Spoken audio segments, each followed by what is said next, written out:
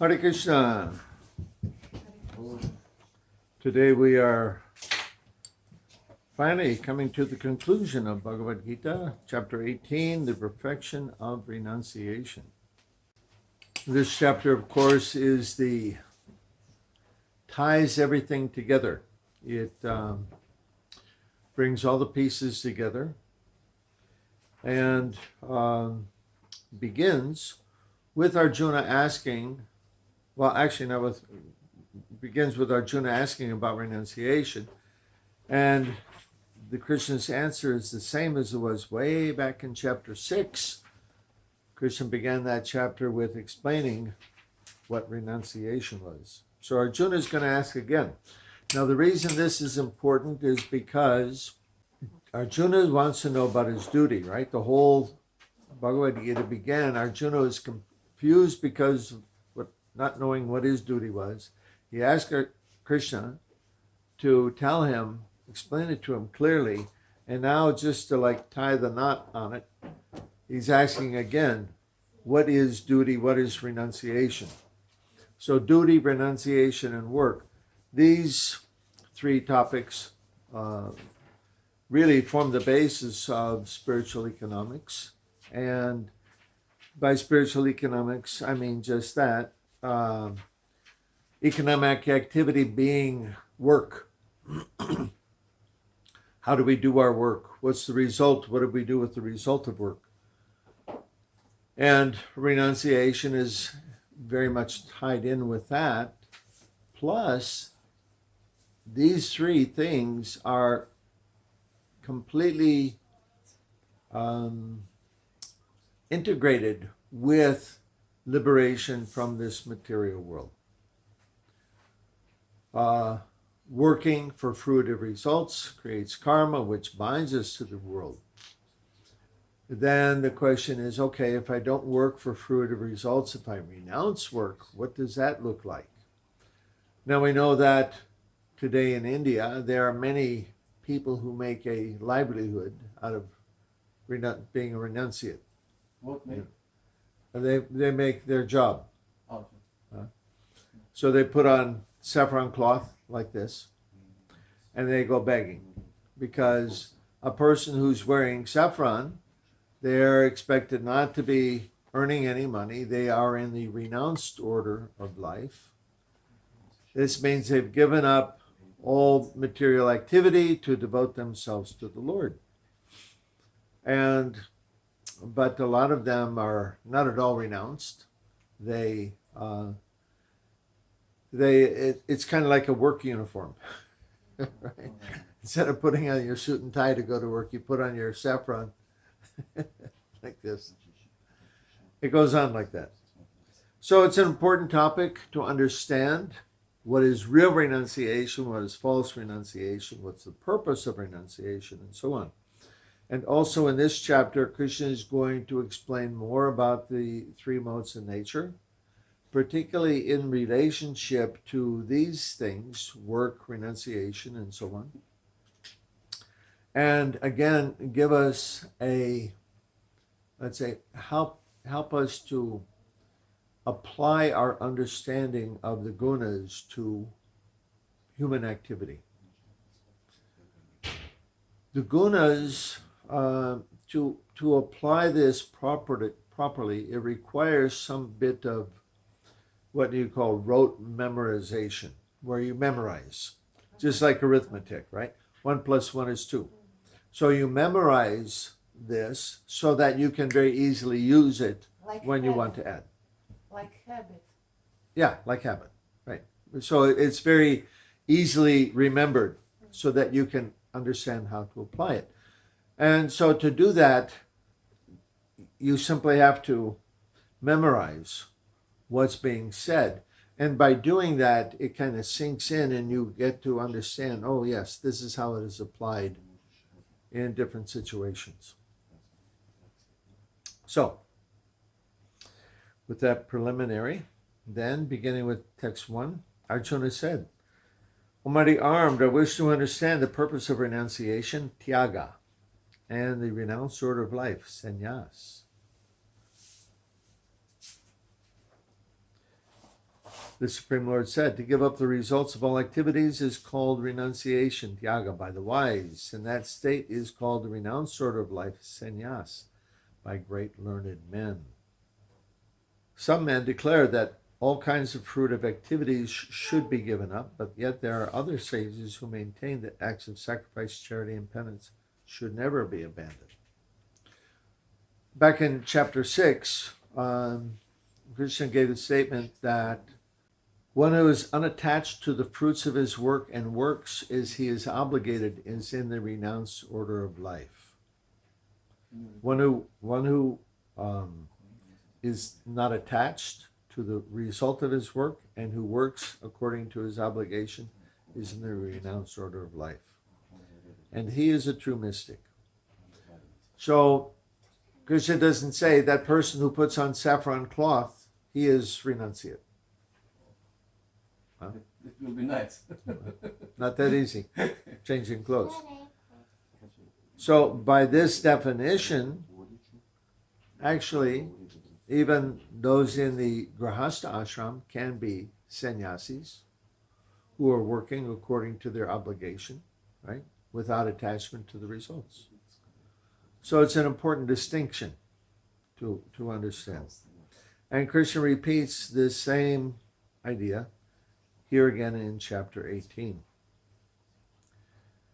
To give up the results of activities is called renunciation. So, it's a shift of mind, change of mindset. Usually, everybody in this world, they're working to exploit the resources of material nature. Prabhupada explains the Mahamantra in a very famous way that was on the one of the first record albums. And he explains that all living beings are trying to exploit the resources of material nature for their sense gratification. So they want to enjoy this world in various ways. So we work for the result. We work because we want to enjoy the result. So to give that up is not a matter of pretending that I'm not attached to the results, but rather to it's a matter of a shift of mindset that I'm really not interested in the results of activities. Again, we explained this earlier in terms of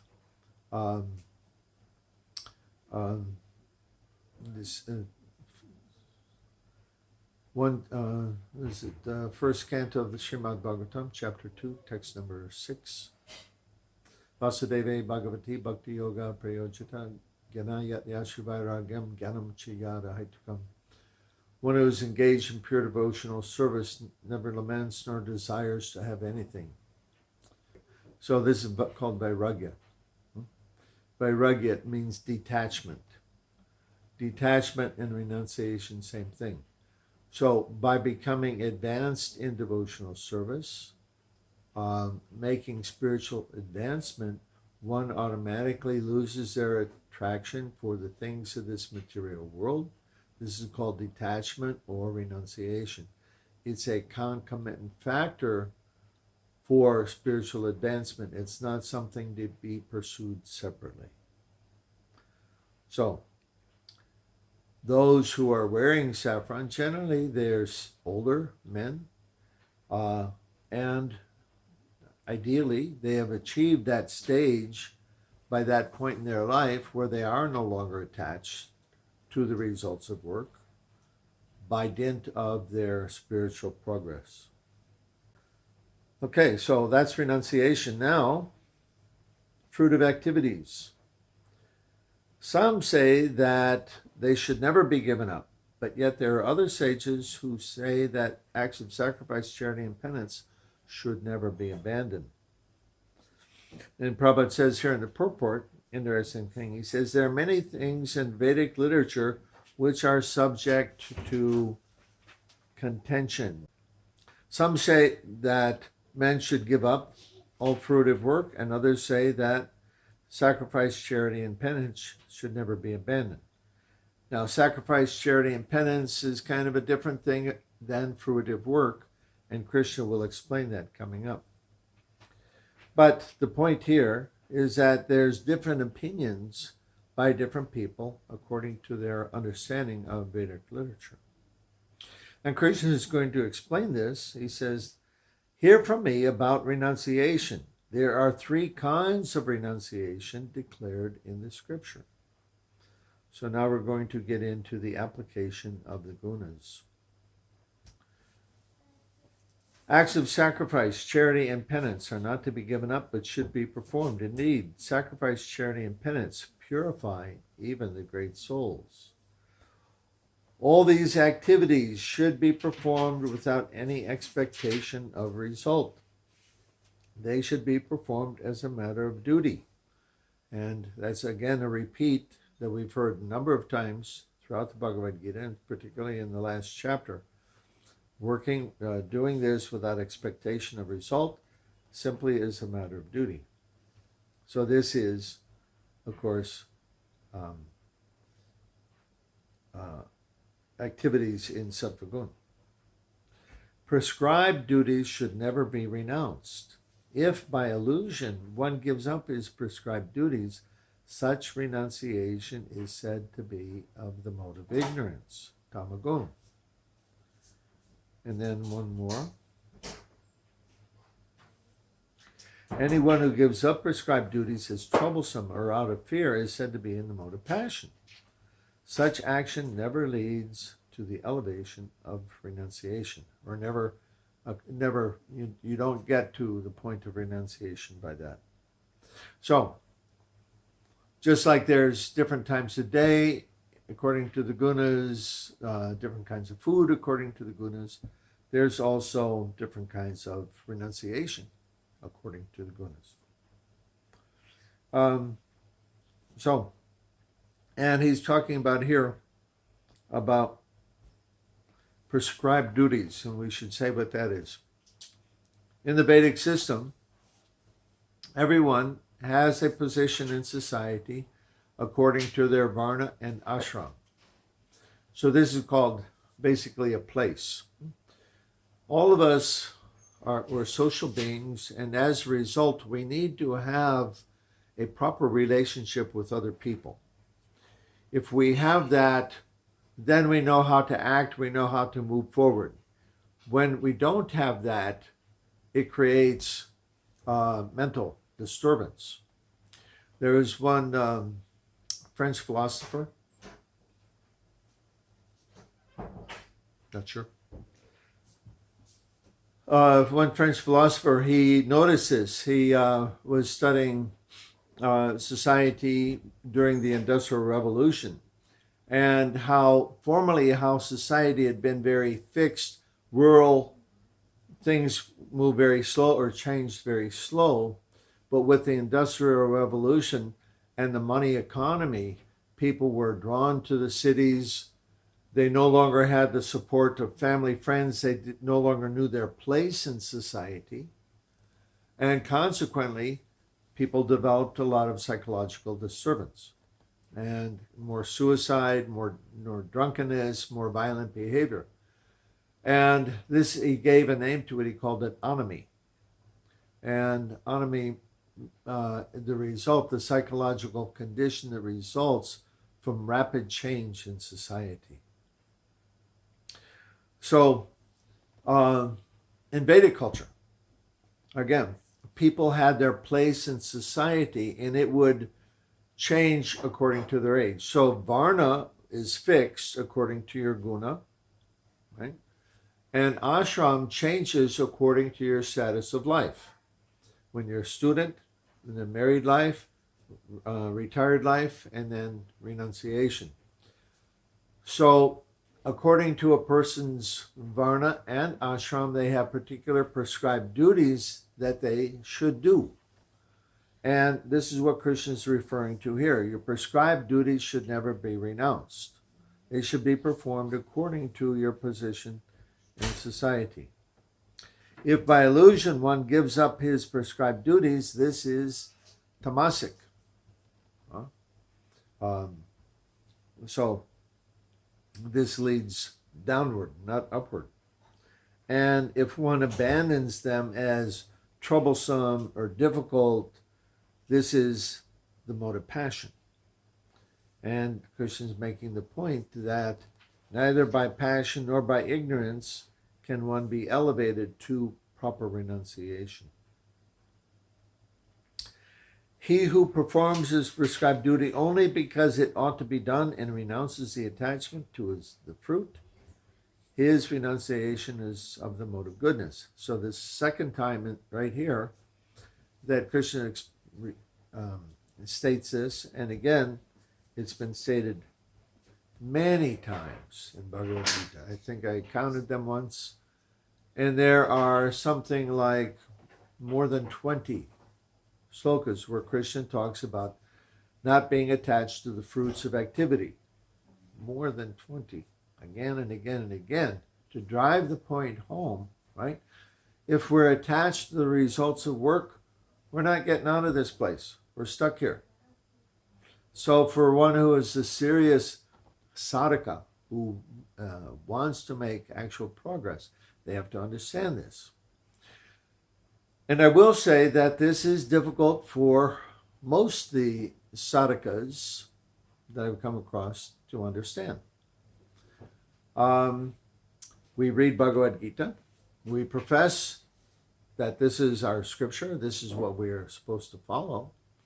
But because we are indoctrinated into the ways of modern society, where everybody does fruitive work, and modern society basically forces us to do fruitive work, many devotees, they don't see this.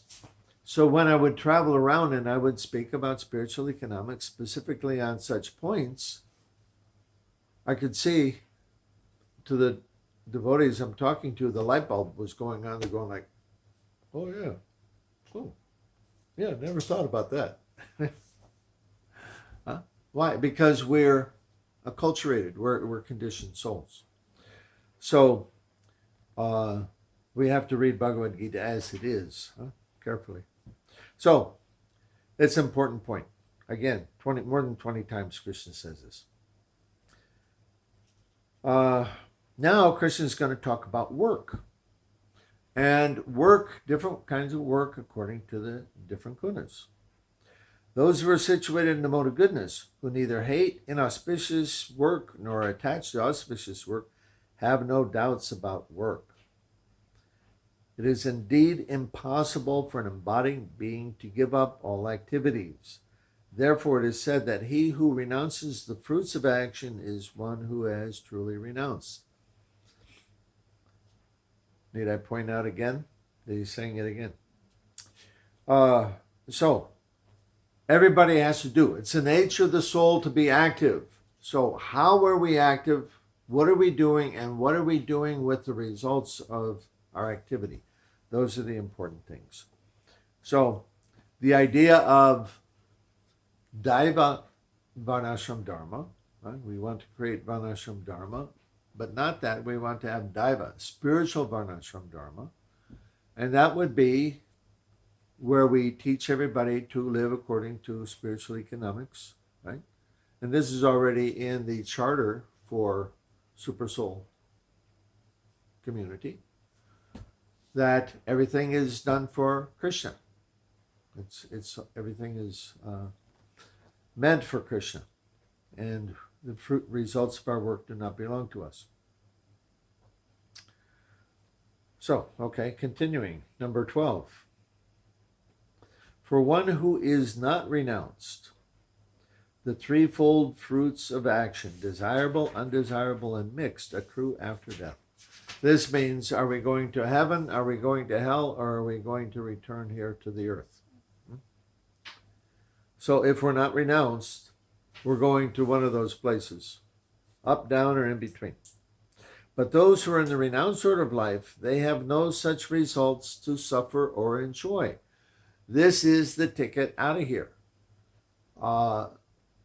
It's our karma that binds us to this world, and so when we do our work without attachment to the result, offering it to Krishna, this is called akarma, without karma, and then we're free to leave. No such work to suffer or enjoy. So, now Arjuna, listen to me about the 5 factors which bring about the accomplishment of all action. These are declared in Sankhya philosophy to be the place of action, the perform of the senses, the endeavor, and ultimately the supersoul.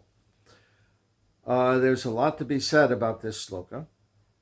And the next one, whatever right or wrong action a man performs by body, mind, or speech is caused by these 5 factors. This, every serious sadhaka would do well to study this sloka and try to understand it deeply and how it applies in all of our activities. And Krishna says one more thing just after that.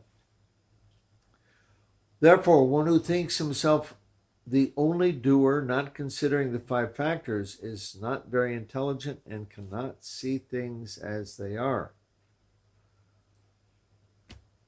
And then the next sloka, coming back to Krishna's, or to Arjuna's activity there on the battlefield. One who is not motivated by false ego, whose intelligence is not entangled, though he kills men in this world, is not the slayer, nor is he bound by his actions. So this is a very significant point for Arjuna, right? There's a battle begin to start. He's going to be killing a lot of people. And so this point is very significant. Killing somebody is a very serious thing. And so it's generally considered very sinful. But Krishna is saying here, one who is not motivated by a false ego, and if his intelligence is not entangled in fruitive activity, though he kills men, he's not the slayer and not bound by his actions. So this is true not only for killing, but for any activity, anything that we might be doing, that we have to be somewhat introspective and see how are we motivated, what's going on up here as we go through our daily activities, because that's where it counts. It's not the work in itself. You can do any kind of work, right? But it's the consciousness behind the work that determines the result, whether we're bound in this world or not. Okay, now, knowledge. Knowledge, the object of knowledge and the knower are the 3 factors which motivate action. This refers to the 5 factors, right? Talking about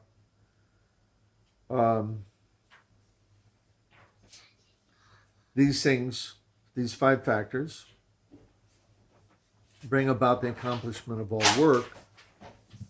But now, knowledge, the object of knowledge, and the knower of knowledge are the 3 factors that motivate action. So there's motivation to be considered also. The senses, the work, and the doer comprise the threefold basis of action. So you can see, just from a cursory read of this, it's a little complicated just to understand right off, because Krishna is coming back at the same topic from different points of view, and sometimes it requires some sorting out. I like to do that when I study Bhagavad-gita. I take it everything, what we call it, unpack all these slokas and see, okay, well, here he's talking about knowledge, there he's talking about knowledge, another place talking about knowledge, and then I bring them all together, and this is how I study. So it helps me anyway. So action, that's about action, and there's going to be more about action. According to the 3 modes of material nature, there are 3 kinds of knowledge, action, and performers of action. Listen as I describe them. So, categories of knowledge, categories of action, and categories of worker, performers of action.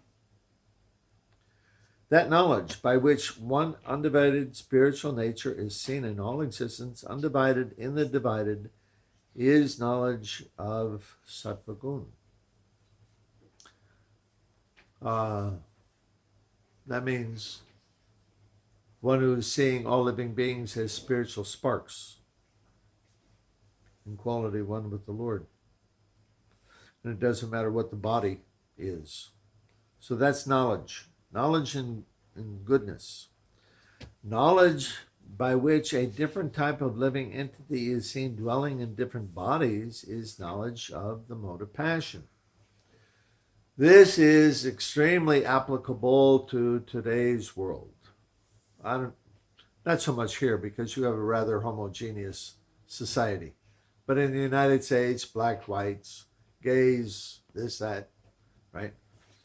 So, different type of person in a different type of body. And people become so confused about this. Why? Because passion, right? And they can't, it's almost impossible for them to see beyond that. This person is black, therefore he's different from me.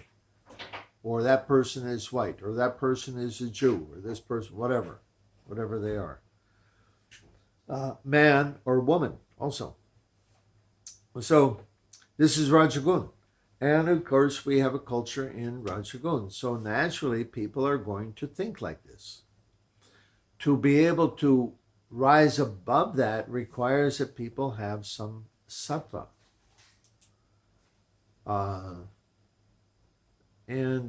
For a lot of people, it's hard to get there from their position in society today. But everybody evolves, and people are coming this way or that way. They're coming to a higher understanding. That knowledge by which one is attached to one kind of work as the all in all, without knowledge of the truth, which is very meager, is said to be in the mode of darkness. So we know people like that, people who they don't know anything but work. That's their whole life. They do one kind of work, and that's it. That's all there is to life. I knew one man like that. He did his job, and the only thing he would do is come home at night. He worked like 10 hours a day, maybe 12. He would come home at night and he would watch recordings of drag racing, cars racing. That was his life. Then he would go to sleep, get up the next day, do the same thing. It was pretty amazing to me to see that. But different people, well, that's their life. That's what they do. So this is Tamagun. Better than that is to, rise up to see that there's more to life than just work. As for action, that action which is done in accordance with duty, which is performed without attachment, without love or hate, by one who has renounced fruitive results, is called action in Sattva Gun. Again and again. Action performed with great effort by one seeking to gratify his desires and acted from a sense of false ego is called action in Rajagun. And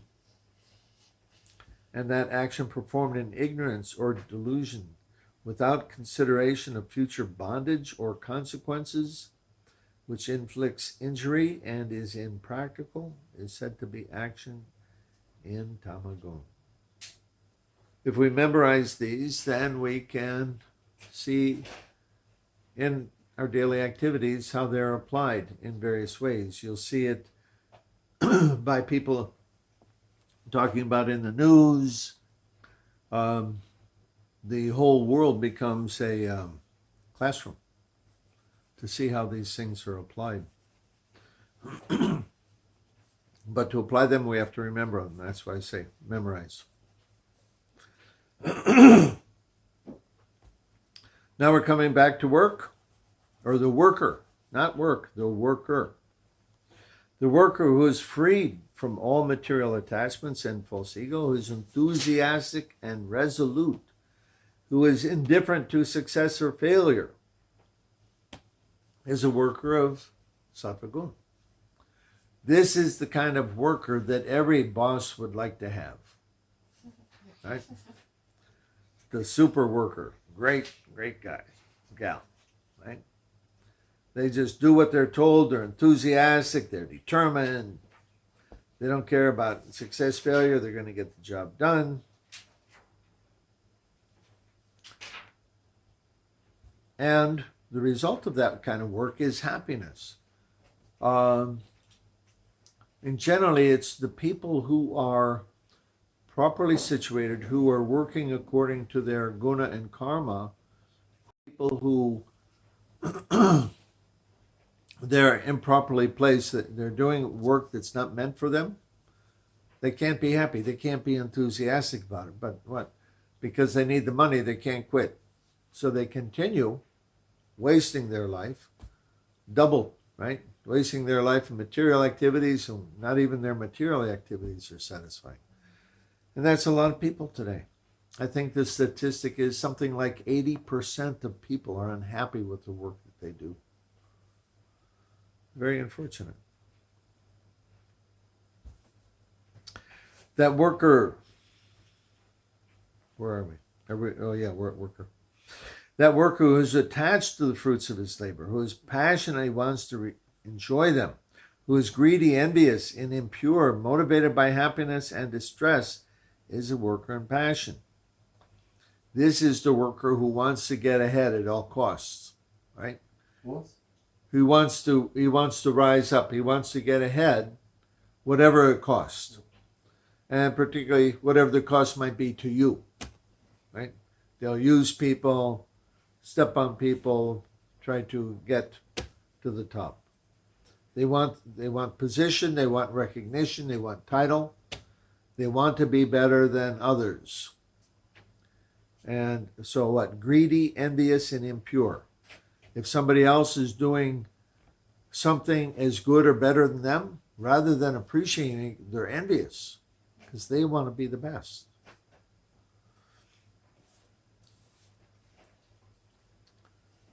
And they make everybody else suffer in the process. Difficult people to work with. And the worker in Tamagun, let's guess. Lazy, doesn't do anything, right? That worker, always engaged in work against the injunction of Scripture, who is materialistic, obstinate, cheating, expert in insulting others, who is lazy, always morose and procrastinating, is a worker in Tamagun. Now we have to point out that there's no pure goodness, pure gunas. There's no pure worker in Tamagun or Sattvagun or Rajagun. Everybody's mixed. So we'll see behavior, of Rajagun and Tamagun in a person, or Sattvagun and Rajagun, or different behaviors at different times, or different behaviors in relationship to different people. This is common, right? You like one boss, and so you work nicely with them. You don't like the other guy, so you slack off and you try to make him look bad. These things are going on. So, we must understand that there are results of the gunas, and understanding what those results are. The result of Tamagun, do you remember? Mm-hmm. What? Misery, suffer, Not suffering, no. Tamagun. misery,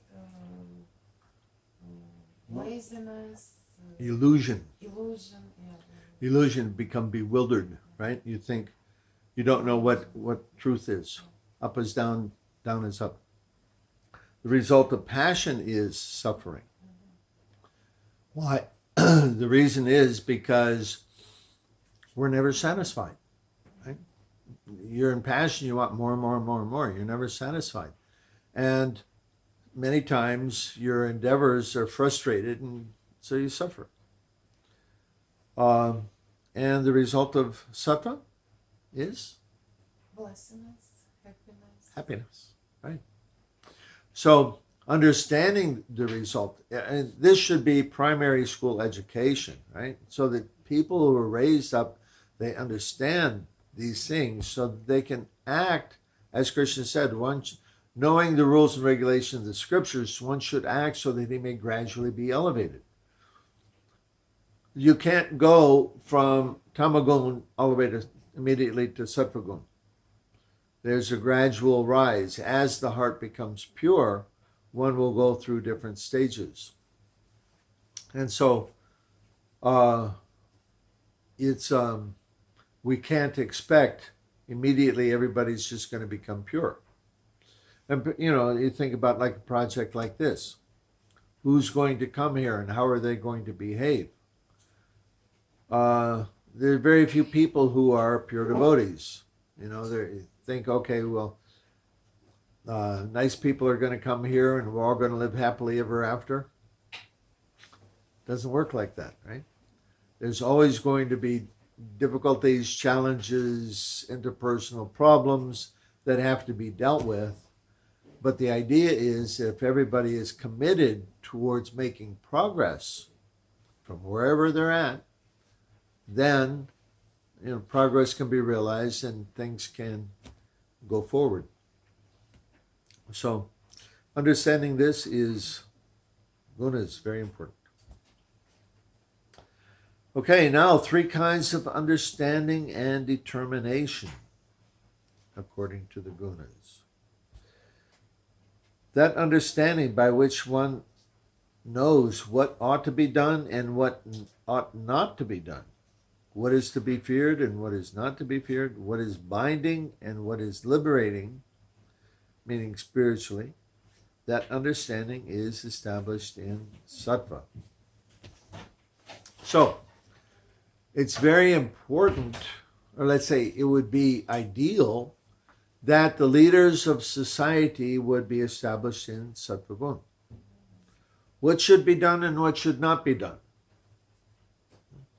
The person who's in passion or in ignorance, they get it all confused. They have different motivation for a different result, and therefore it's impossible for them to act for the benefit of everyone. So you need people who are in sattva to guide society. What should be done? What should not be done? How should we organize society? There's a lot of discussion right now about organizing society in America. People are seeing that the laws have not been followed. The election was stolen. And so they're thinking, well, wait a minute. We have a constitution. We have rule of law. Well, we have laws, but nobody's following those laws. So is that a good way of government? Actually, and people are confused. The propaganda is made that there's democracy, but actually the United States government is a republic of law. Democracy means mob rule, right? What? Mob rule. The greatest number of people, they get their way. And it doesn't matter what the minority think. This is a formula for communism, mob rule. And there's so much talk about socialism in the States now, right? That we will. So, the result of this, let's say this is brought about by tamagun, and the result this entire society will be destroyed and nobody will be happy. But that's Kali Yuga.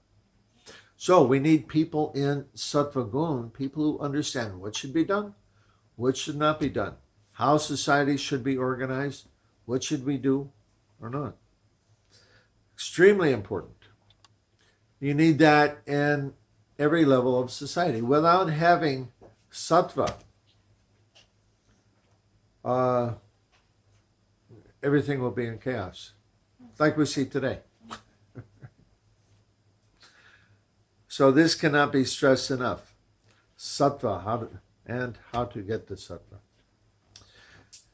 Continuing, that understanding which can distinguish between the religious way of life and the irreligious, cannot distinguish between religious and irreligious, between action that should be done and action that should not be done. That imperfect understanding is resulting from Rajagun. So it's almost the opposite, if you see. Krishna said earlier in Sattvagun, what is binding and what is liberating? This means about religion. What is religion? What is irreligion? Irreligion is binding. Religion is liberating. What should be done and what should not be done? Again, opposite. So those in Rajagun, they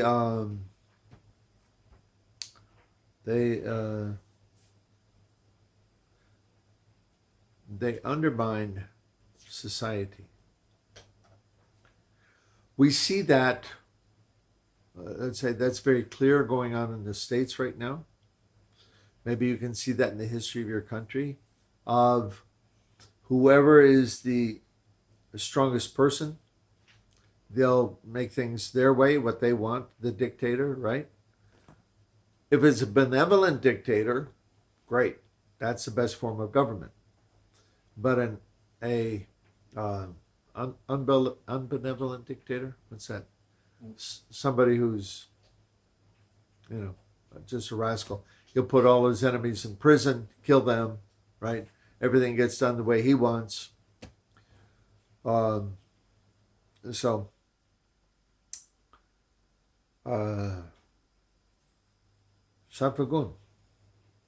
needed to have. We need to bring more Sattvagun in society. This is, we should make some propaganda about that. We should really beat this drum. That the leaders, they cannot lead because they're not qualified, because they don't have sattva. I want to write a book about the Gunas. I have one half written called Understanding Human Nature. So, half-done books. What? I have several half-done books I have to finish. We're going to talk about this, actually. It's coming up. I'll point it out. That understanding that considers irreligion to be religion and religion to be irreligion, under the spell of illusion and darkness, drives always in the wrong direction, is of the mode of ignorance. And we can see that in society today. Right? Religion, what is religion to be irreligion? Many people like that. Or people who are satanic, they have the Church of Satan, right? They consider religion and worshiping of God irreligion. Kali Yuga. Okay, now determination. That determination which is unbreakable, which is sustained with steadfastness by yoga practice. This doesn't mean hatha yoga. This means yoga of linking with God, which and thus controls the mind, life, and the acts of the senses, is in Sattvagun. So determination. Determination for what? In a spiritually oriented society, the idea for everybody, let's say everyone from the time their children are inculcated or indoctrinated into the idea that human life is meant for spiritual progress and self-realization. And so this becomes their motive and their determination. And so when it says sustained by yoga practice, sustained by steadfastness in yoga practice, this means that one is, yoga practice, linking, to link with God. This is what yoga means, to connect. So by this discipline, you can say even sadhana, by this discipline of having this orientation towards life, one can then keep their determination in sattva guna.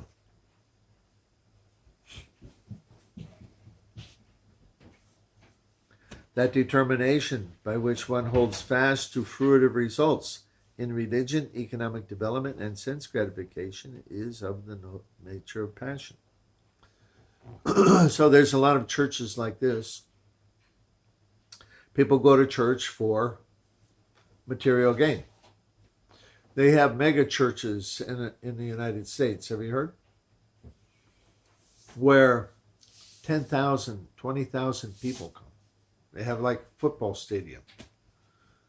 And what are they teaching? They're teaching people how you're going to enjoy life by worshiping God.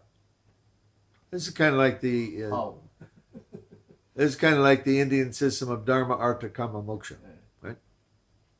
So you be a good person, you work hard, you follow the rules, the laws, and God will bless you. This is actually the Protestant ethic. The Protestants were very famous for being honest, for working hard, and the sign of God's blessing is that they would be successful. And in the early years of the United States, many people, let's see, the people of particular religious groups, they were famous like that for being honest. And so everybody wanted to do business with them because they knew these people are living according to principle. So that's it's good here. Actually, it was, anyway, we won't go into that. So that determination, fruitive work in religion. So I was talking about, there's another church I went to when I was still quite a young devotee. There was a popular church in my town. And I wanted to see what are they saying, why this church is so popular, why so many people go there. So I went to one Sunday, and the minister was saying how it's important to tithe. You have to give 10% of your money to God's work. So you keep on giving regardless of what the circumstances is. And you all know Mr. So-and-so in our congregation, he lost his job, but he continued to give 10% of what he used to make. And guess what? God gave him another job with twice the income. Hallelujah. So, like this. So, this is modern religion, many churches. Or people go to church for business connections, right? They want to be seen as a good member of society. They want some result like that. So, yes, I go to church. And so they make business connections in the church like this. So this is religion in Rajaguna. This is determination.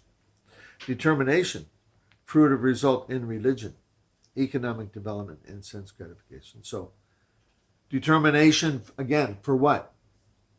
We talked about determination in Sattva Guna, determination for spiritual progress. This is determination for fruitive result. And that determination that cannot go beyond dreaming, fearfulness, lamentation, moroseness, and illusion. Such unintelligent determination is of tamaguna.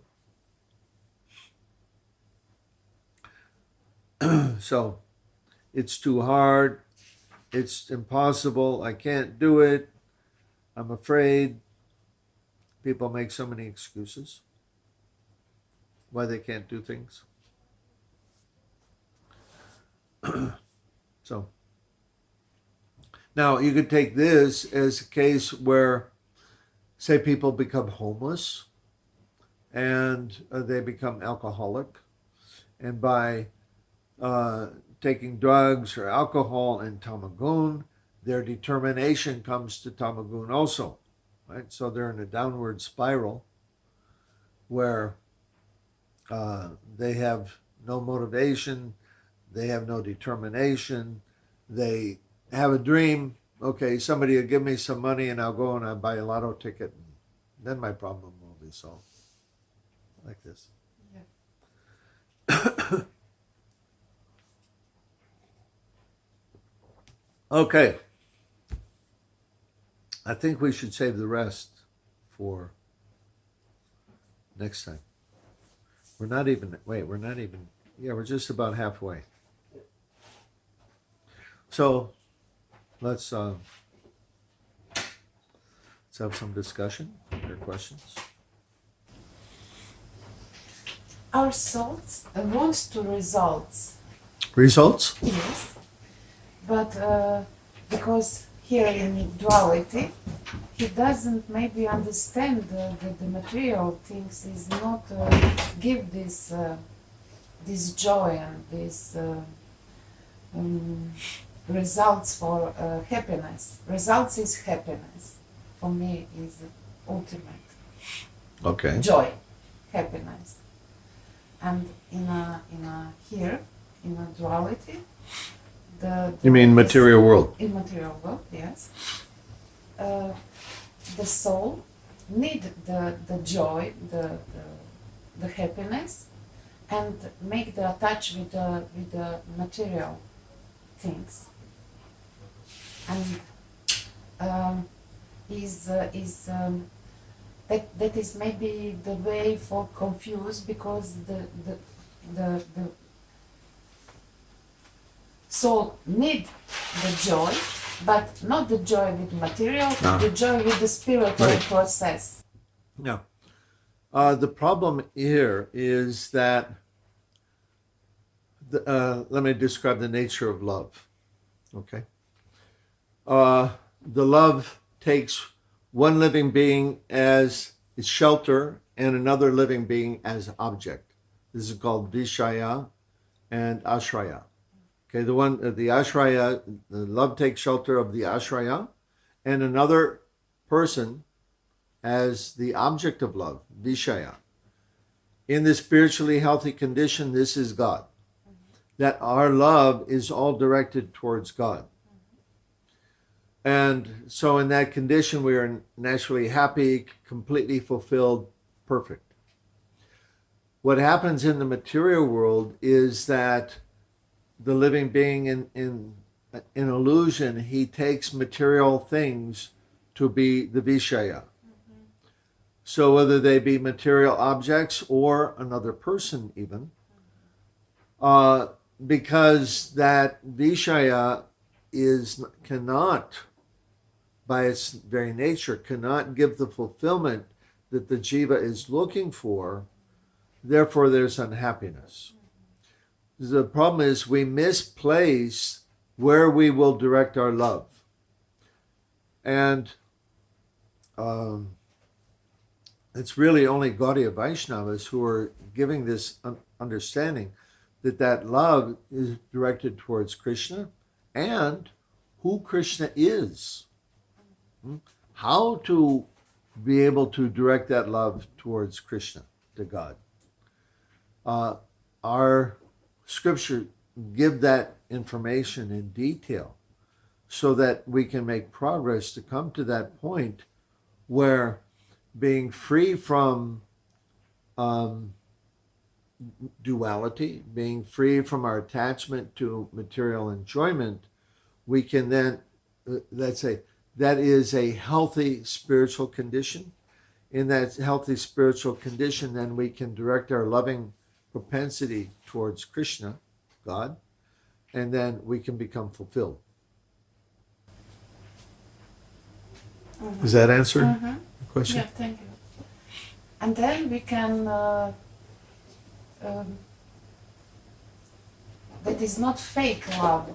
That is No. love. No. That's real love. Sorry, but we can. Как се каже вежба? Виждате. Practice. We can practice this love in a here. It doesn't develop like that. It's not a mental idea of love No. that we In a practice. relationships, we can practice. Okay. And Prabhupada explains that once we learn how to love Krishna, then we can have proper love for everything else because we see everything in relationship to Krishna, Yes, but not in relationship to my sense gratification, which is generally the case, right? I like this thing, this person, so I can love it, right? Or this one doesn't satisfy me, therefore I don't love it. This is a material idea of love. Spiritual love, I love Krishna and I see everything in relationship with Krishna, so therefore I naturally love everything. And that, let's see, do you need to practice?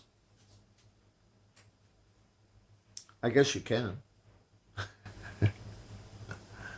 yes, because I think maybe we have sometimes some situation with something with somebody, and is difficult to practice the love pure, to see the pure jiva in this person or this situation. Yeah, okay. I'm using love in a different sense than that.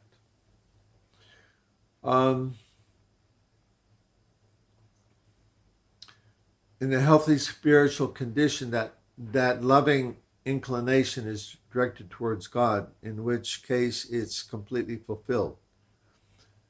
That we all, it's our nature as living being to have that loving energy, right? That's who we are, love. We can say like that. But in the unhealthy spiritual condition in the material world, that loving experience is directed towards things, right? I love my new house. I love my new car. I love my wife, my husband even, right?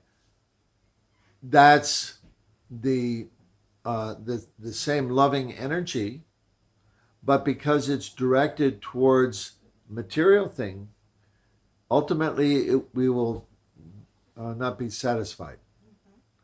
And this creates a lot of confusion for people because they say, well, I'm trying to love, right? Why I can't have a wonderful loving experience? My love is always frustrated. It's because it's directed in the wrong way. Okay? Even you can have a perfect relationship, as much as that might be, still, ultimately it cannot give the satisfaction that we're looking for. It's just because that can only come from Krishna, from God.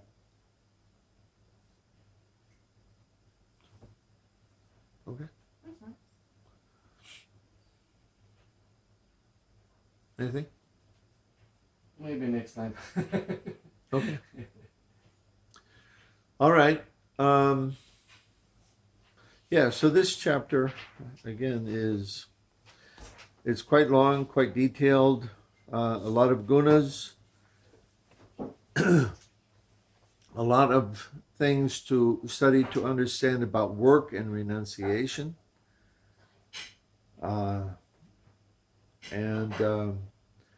Krishna is telling us, again, these last 6 chapters, how do we live in this world? What are the principles by which we live in this world?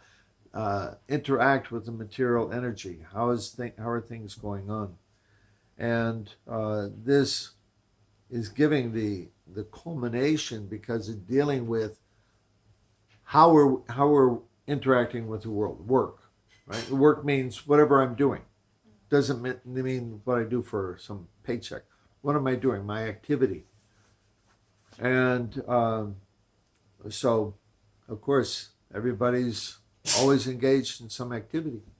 So how we should work and the motivation for our work, these things Krishna is explaining so that we can come to Sattva-gun, Shuddha Sattva-gun, renunciation, and achieve liberation.